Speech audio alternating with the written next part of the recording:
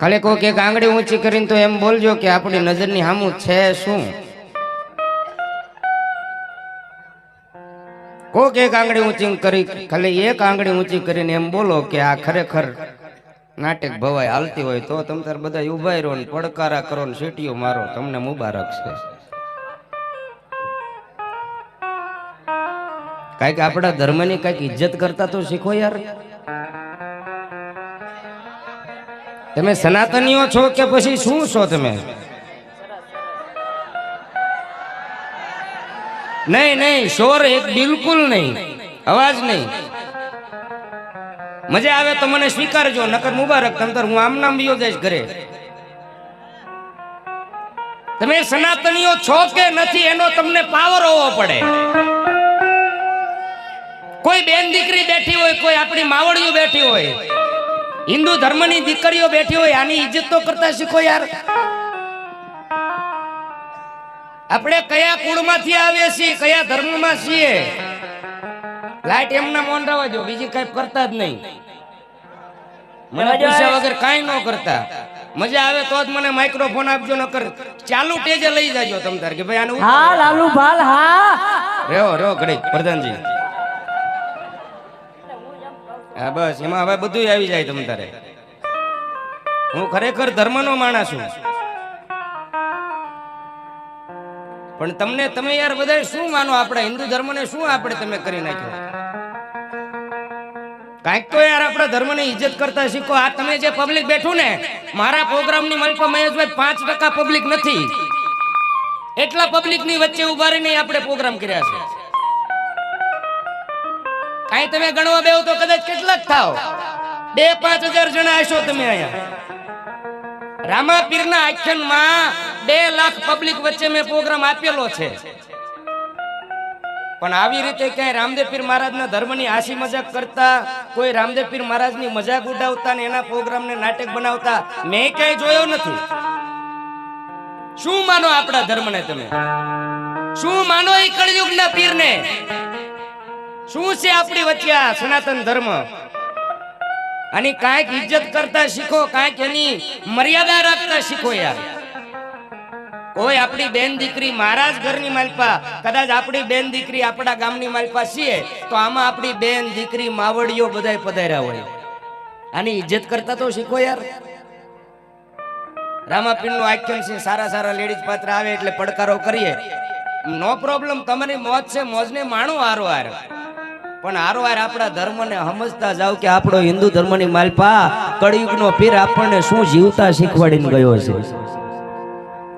કળિયુગનો પીર જાતા જાતા શું કહીને ગયો છે કે ગામડે ગામડે મારા નામનો પ્રચાર કરજો, અને મારા નામનો ખાલી પાઠ પૂરી અને એક ઘીની જોત કરો, અને ન્યા મારા લીલવા ઘોડાનો વાસ હશે, ન્યા મારો વાસ હશે. આવું કળિયુગનો પીર કહીને ગયો છે. પણ છતાં પણ આપણે એના નામ ઉપર આનંદ કરીએ છીએ, મોજ કરીએ છીએ. આની ઇજ્જત કરતા શીખી જાવ. ખરેખર જો આનું જીવન ચરિત્ર એકવાર તમારા જીવનમાં ઉતરી જાય ને, બીજું કઈ તમને પછી માણવાની મજા નહીં આવે. એટલે 2 હાથ જોડીને વિનંતી કરીશ, વધારે બોલાણું હોય તો માફ કરજો.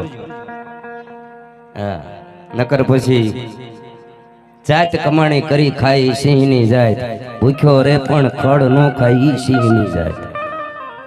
હા, પ્રોગ્રામ આપો રામાપીરના મંચના, રામદેવ પીર મહારાજના આખ્યાનના સ્ટેજ ઉપર આવું ને તો કોઈ સુરવીરતાની વાતો હોય, કોઈ મર્દોની વાતો હોય, કોઈ આપણા હિન્દુ ધર્મની વાતો હોય, કોઈ જેને બેનું દીકરીઓ માટે, ગાયો માટે, હિન્દુ ધર્મ માટે, આ સનાતન ધર્મ માટે જેને પોતાના લોહી રેડ્યા છે ને, વાતો એની જ હોય.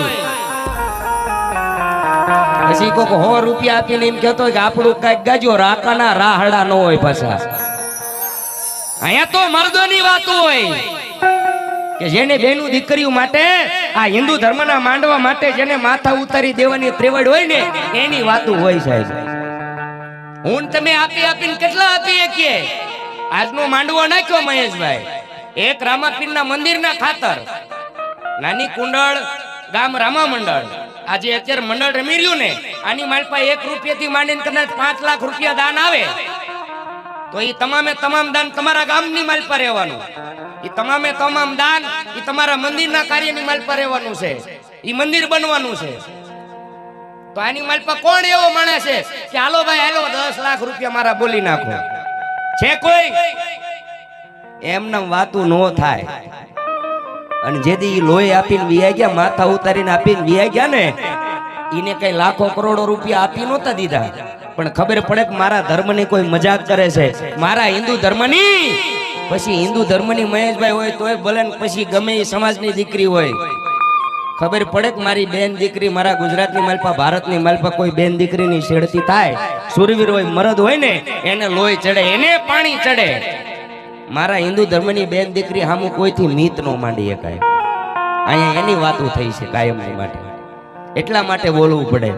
દાદ આપો ખાલી તમે. અમે કઈક બોલતા હોય, કઈક સનાતન ધર્મ વિશે આપણે પ્રચાર કરતા હોય ને, ખાલી દાદ આપો ને તો માણસને જીવવાની લાલચ જાગી જાય. ભલા માણસ શું આપણે બધો ધર્મનો મજાક બનાવી નાખ્યો? આનંદ ખાલી કરો. આપણેથી દેવાય એવું હોય તો 100, 200, 500 દાન આપો. પણ એક ખાલી ગમે એ સમાજ હોય, ગમે એને હોય ને, ખાલી છાતી ટોકીને એટલું કહી દો, જોઈ લે આ મારા 12 બીજના ધણીનો ધર્મ છે, ખાલી એને એટલું કહો ને, તારી ભલી થાય. તારી રામાપીરના આખ્યાનની માલ પર જો આટલું માણા ભેગું થતું હોય તો તેદી હશે, તેદી એના કેવા પરચા હશે. ઈ વિયા ગયા છતાં પણ આપણે એક રામદેવ પીર મહારાજના આખ્યાનનું નામ પડે અને ગામો ગામથી આપણે ભેગા થાય છે. તો વિચાર કરો, ઈ હયાતની માલપા 1959ની સાલમાં ઈ જેદી આવીને વિયો ગયો, તેદી એના પ્રચા, એની લીલા કેવી હશે કે આજની ઘડીની માલપા હું તમે હજી એને ભૂલી નથી શકતા. બને ને એટલો બને ત્યાં સુધી એમ કહેવાય કે હિન્દુ ધર્મને ટકાવી રાખો છે. આગળ ગયા પછી બહુ ખરાબ સમય આવી ગયો છે. પણ બને એટલો એકતા રાખો. સમાજ ગમે એ હોય, સમાજનો પાવર બધાય રાખજો. હું જાતનો હિન્દુ છું, હું જાતનો તળપદા, હું જાતનો દરબાર, માલધારી, રાજપૂત, રબારી, આવો જાતનો પાવર બધાને રાખવાનો કે હું ફલાણા સમાજનો છું. પણ પાવર રાખવો હોય તો હારવાર એક રાખજો કે હું જાતનો હિન્દુ છું. આ પાવર રાખો ને એટલે જીવનની માલ પર કોઈ સામું નમવાનો વારો નહીં આવે. ગાંધીજી કહેતા હતા આધી રોટી ખાएंगे ને દેશ કો બચાएंगे. એ સમયની માલ પર અનાજની તાણ હતી ને એટલે ગાંધીજી કહેતા હતા આધી રોટી ખાएंगे ને દેશ કો બચાएंगे. અત્યારે ઘરના કદાચ 2-3 બાજરાના ખાઈને નીકળો તો કોઈ નાય ન પાડે. પણ દેશ માટે જેને કંઈક કરવું હોય, દેશ પ્રત્યે જેને લાગણી હોય, આ હિન્દુ ધર્મ પ્રત્યે જેને લાગણી હોય ને, એની વાતો થઈ છે. એટલે બને ત્યાં સુધી આપણો ધર્મ છે, આને આપણે ટકાવી રાખવાનો. આપણા માટે નહીં, આપણી આવનારી પેઢીઓ માટે કે જોઈ લે બેટા, આપણા ધર્મની માલપા આ દેવ થઈ ગયો છે. ભણાવજો એને, એજ્યુકેટેડ બનાવજો, ઇંગ્લિશ મીડિયમમાં મોકલજો, હિન્દી બોલતા શીખવાડજો, અંગ્રેજી બોલતા શીખવાડજો. પણ હારો હાર આપણા ધર્મનું શાસ્ત્ર પણ એને શીખવાડજો કે આપણા વડવાઓ આને પૂંજીને ગયા છે અને તમે પણ પૂંજજો. આવનારી પેઢીઓ માટે કેવું પડે છે. એટલે ભેળા મળીને આનંદ કરો. જ્યાં જ્યાં પડકારો કરવાનો સમય આવે ત્યાં પડકારો કરવાનો જ છે. અને આમ નામ હવે આજીવન આપણે પડકારો કરવાનો છે. હે રાજ તિલક કી કરો તૈયારી, આ રહે હે ભગવા ધારી. 22 જાન્યુઆરીના દિવસે કાયમની માટે હવે નાલો લગાવો. 550 વર્ષ થઈ ગયા જેની વાટ જોતા હતા પોતાના મકાનની માલપા. આપણે એમ કહેવાય કે મોદી સાહેબે અનેક એવી સંસ્થાઓ બહાર પાડી. બીપીએલ ના મકાન તમને મળશે, બીપીએલ નું તમને આ ઘર મળશે.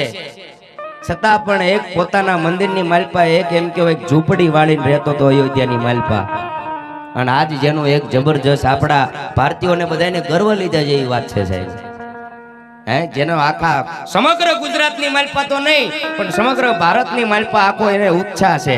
ખાલી ક્યારેક ક્યારેક અત્યારે સોશિયલ મીડિયામાં માણો તો ખરાય ને કે શું આપણો ધર્મ છે, શું એ જીવીને ગયા છે. એ લોકો જેને બિરુદ આપવામાં આવ્યું મર્યાદા પુરુષોત્તમ શ્રી રામ છે. આવું જીવન તો હું તમે જીવી નો એકીએ. પણ આનંદ કરી લેવાય, મોજ કરી લેવાય. ભેળા મળીને આનંદ કરીએ, ભેળા મળીને મોજ કરીએ. મારે બહુ સરસ મજાનો દોર ચાલુ કરવો હતો પણ મેં કીધું ને શરૂઆતની માલપા કાંઈ વધારે બોલાણું હોય તો માફ કરજો. પણ બને ત્યાં સુધી ભેળા મળીને આનંદ કરો, આમાં મજા આવશે. હા, બાકી જેવી તમારી મોજે મોજ, અહીંથી આપણી મોજ.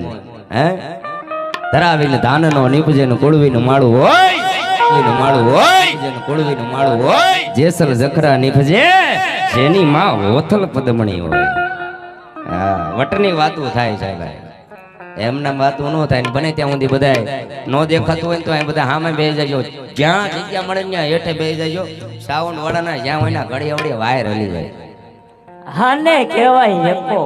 લાલભાઈ એટલે મહેશભાઈ મને ક્યારના હમણાં આપણે આવ્યા ને હું તમારું સંગીત આખું સેટ કરાવતો મને કે લાલભાઈ 2 દીથી સાવન ફીટ કરવી કાંઈ ઘટવા દઉં તો ભલા માણા મારા એમ કહેવાય કે ઈ રામદેવ સાવણ ને અને માં સાવણ ને કઈક ખોટ પડી હોય, સાવણ ને કઈક ખોટ પડી હોય. હે અને ખરેખર એક વખત માણા જેવી વાત છે.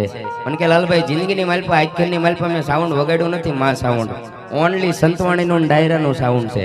આજ પહેલી વાર 1 રૂપિયાની આશા વગર નકા ખાલી લાઈનેરી પેટીઓની સામું નજર માંડો ને મહેશભાઈ 1.5 લાખ રૂપિયાની ખાલી 2 પેટી આવે.